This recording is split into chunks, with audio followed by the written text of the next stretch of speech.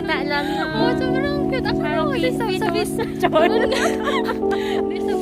유난히도 캄캄한 밤에 나 홀로 너를 생각하네 이런 기분 설명할 수 없어 원래 이맘쯤 너와의 여행을 Hello mga ka-Choy! So ngayon is nandito po ako sa Guangamon kasi hinihintay ko si ate, si Oni, Pinay at Jumba sila galing Busan. So ngayon is nandun pa sila sa loob sa yung bukong, nag-ano pa sila doon, nag-wearing pa siya ng handbook siguro. So naghintay muna ako dito, pag lalabas na sila doon na kami magkita kasi hindi na ako pumasok sa loob kasi ano na, nang nakapunta na ako last year tapos parang disturbo na ako sa kanila. So ayun, ako na lang, dito lang ako maghintay kasi nakakahiya naman na parang disturbo ako sa kanilang enjoyment. So, hintayin natin siya dito. Medyo malapit na siguro sila. So, itong outfit ko today.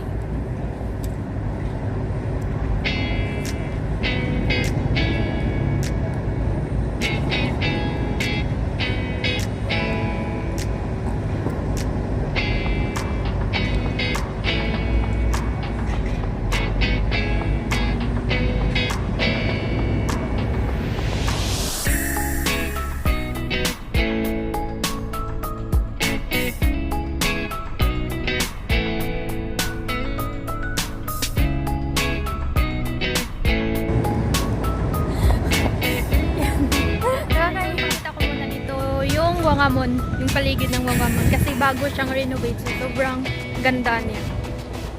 Yung ano, papasok sa subway, meron siyang mga style, digital yan. Pwede ka din dyan mag-post ng yung picture. Basta mag-change yan. Tapos dito naman is merong waterfall na may upuan na rin. And then, yan yun si King Sejong Tewang. Yung nagsulat ng alphabet ng Korea. So, yung Guangamon is nandun siya. Tapos, yung ano naman, yung City Hall is nandun. Nandun yung ano sa Itaewon, yung mga binurol na ano na victims sa Itaewon.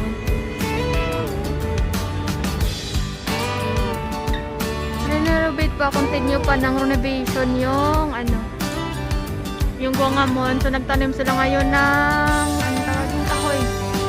Itanim yan nila. Yan si King Sejong. So hintay para yan sa kanila ni Oni, malapit na daw sila. Lumabas na sila sa ano, yung bukong. Sobrang taas. Alam kung sinong ano dyan, sinong passionista yan, lalaking naka-red.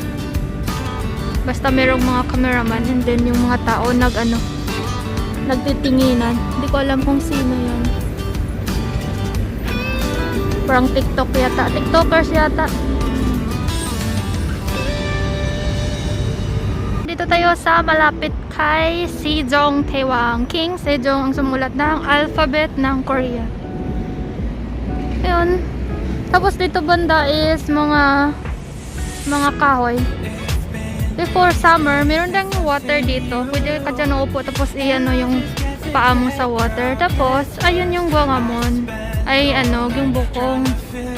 Yan yung dyan ka mag-wearing ng handbook. Tapos doon naman is American Embassy yata yun. Philippine Embassy. Philippine Embassy is nga sa Itaewon. Marami din itong pasyalan, malapit sa yung bukong.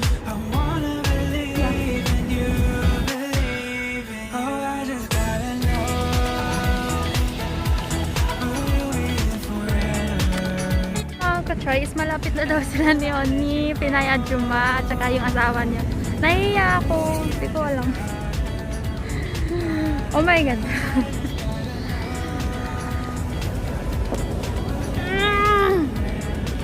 Or nilalamig lang talaga ako.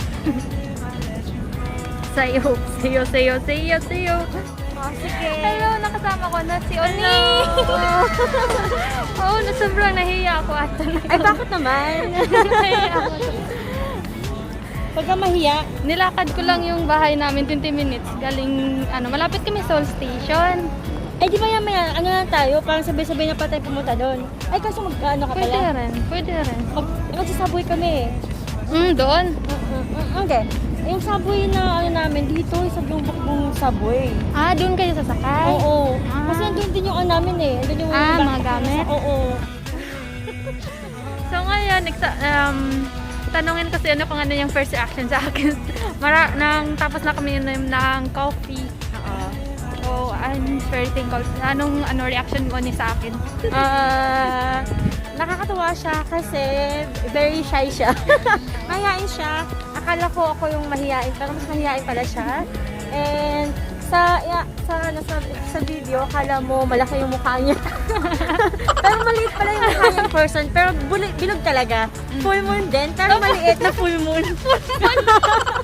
Basta bilog siya, bilugan. Ayun. So, mabait naman siya. So, nakakatuwa yung first meeting. Parang kala mo pangalawang best. Alam mo yung ganun, di ba? Yung tagal na magkakilala. So, ayun. Thank you. Ako medyo kinabahan. Bakit? Kasi, parang kasi, parang social news. Ako kasi, yung simple ko lang na tapos yung meron ka pang kasama ka nakaka-disturb ako. Actually, asawa ko naman, maganda yung siyang kausap, makwentuhan. Kaya parang super, din, friendly. Oo. Katulad din ng asawa ko din. Yun nga lang kasi may kasama siya, di ba? So, ayun. So, I'm so grateful na kamit ko ngayon si Oni. Kasi Oo nga eh. matagal na ako palaging nanonood sa video. Buti nga nakaantay siya.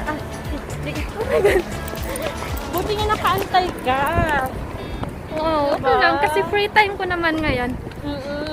Buti nagantay siya kasi nagpunta muna kami ng yung bukbong, nag-ikot-ikot pa doon.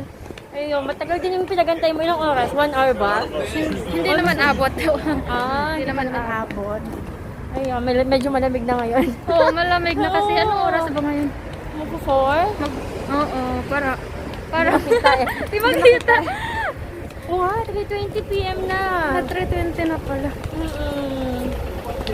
Pag hindi rin ako nagamit ng ibang mga product, lotion lang. Tapos, hindi ko makain ng mga oily food. Yun. Oo. Dagdag ko pala. Yung first reaction ko talaga sa'yo is sobrang cute mo. Ay, thank you. Yun talaga Parang yung bata lang na. Oo, sobrang cute. Parang fetus.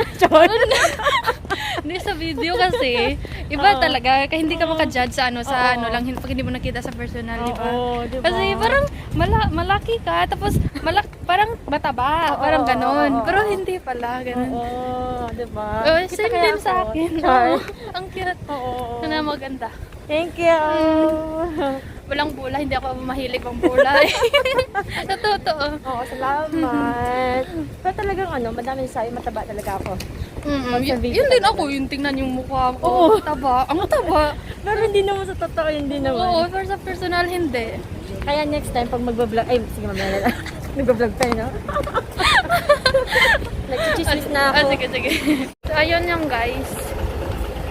Subscribe nyo din si Oni, Pinaya Juma. Thank you so much. Thank you so much, Oni. Salamat din.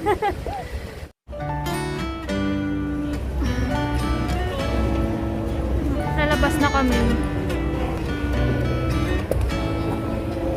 Hello guys, so nandun na sila kasi busan sila. Hindi na ako naka-video kasi nahihiya ako. So ayun, I'm so thankful na na-meet ko sila today. Sobrang lamig na kasi na 4 PM na. Yeah. Kasi kakain pa sila tapos hindi na ako sama kasi yung oras ko din. Yan lang guys, thank you so much for watching my vlog. Kasi nilalamig na ako.